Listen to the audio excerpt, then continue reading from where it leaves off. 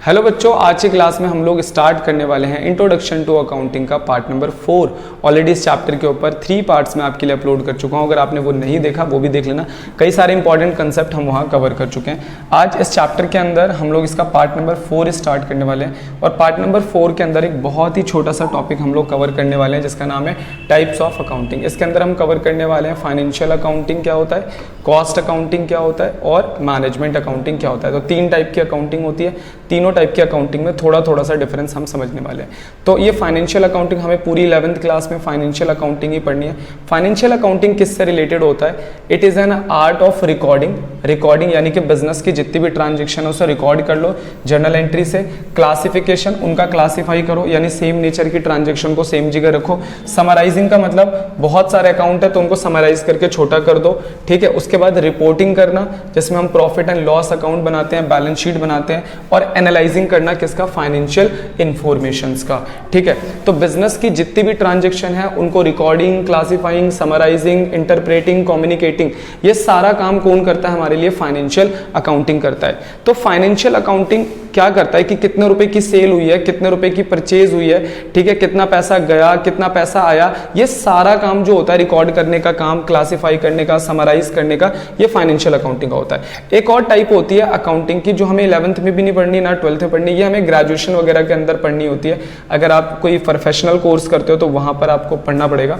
तो cost accounting का मतलब क्या होता है? आजकल ना अकाउंटिंग का एक और टाइप है जिसका नाम है कॉस्ट अकाउंटिंग, क्योंकि आजकल मल्टीनेशनल कंपनीज बढ़ती जा रही है, बड़ी बड़ी कंपनीज बढ़ती जा रही है, तो वो कॉस्ट अकाउंटेंट को भी हायर कर रहे हैं। कॉस्ट अकाउंटेंट का काम क्या होता है कि किसी भी प्रोसेस को, किसी एक्टिविटी और किसी काम को करने के लिए कितने रुपए का कॉस्ट आ रहा है और वो मिनिमम कैसे किया जा सकता है, कॉस्ट को कंट्रोल कैसे किया जाता है, या कॉस्ट का बजट या कॉस्ट का स्ट्रक्चर कैसे तय करना है कंपनी के लिए, ये कॉस्ट अकाउंटिंग के अंदर किया जाता है। अब जैसे हमने कोई सामान बनाकर 50 रुपए में तैयार करा तो कंपनी का टारगेट रहेगा कि यार ये सामान अगर 45 रुपए भी बन सकती है क्या, तो इस चीज के ऊपर रिसर्च कौन करते हैं? कॉस्ट अकाउंटेंट करते हैं। तो कॉस्ट अकाउंटिंग का मेन पर्पस क्या होता है? Deal with the ascertainment and measurement, accumulation, budgeting and evaluating the cost structure of the entity.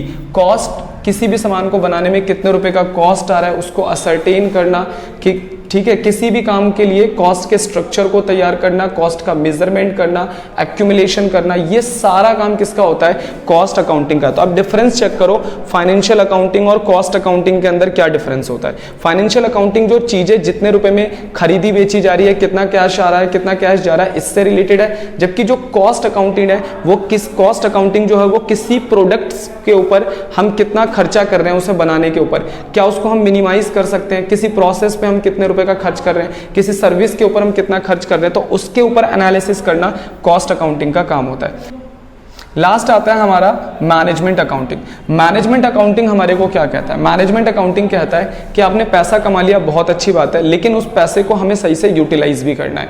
तो पैसा कमा लेना ही बड़ी बात नहीं है, बल्कि उस पैसे को सही ढंग से उसका यूटिलाइजेशन करना मैनेजमेंट अकाउंटिंग है। कोई कंपनी जब प्रॉफिट कमाती है तो मैनेजमेंट अकाउंटिंग उसे बताती है कि हमें कितना पैसा रिजर्व में यानी अपने पास रखना है, कितना पैसा हमें शेयर होल्डर को देना है, कितना पैसा हमें कहीं इन्वेस्टमेंट करना चाहिए, या फिर हमें कोई नई ब्रांच खोलनी चाहिए कि नहीं खोलनी चाहिए। तो ये सारा काम जो होता है ये मैनेजमेंट अकाउंटिंग का होता है। Deal with the decision relating to the generation and effective utilisation of the financial resources. हम अपने फाइनेंशियल रिसोर्सेज का इफेक्टिव यूटिलाइजेशन कैसे करें ये हमें सिखाता है मैनेजमेंट अकाउंटिंग।